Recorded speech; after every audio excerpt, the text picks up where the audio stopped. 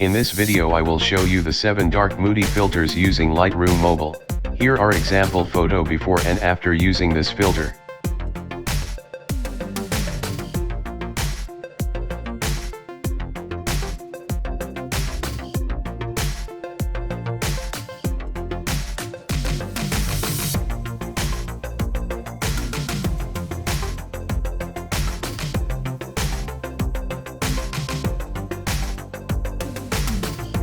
Let's get started.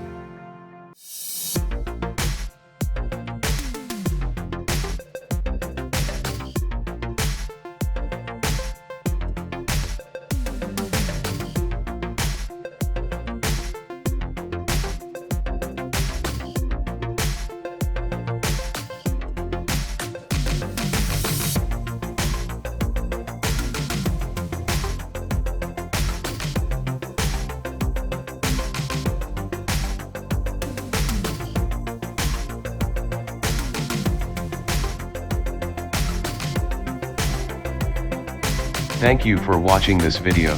Don't forget to subscribe and like for more videos.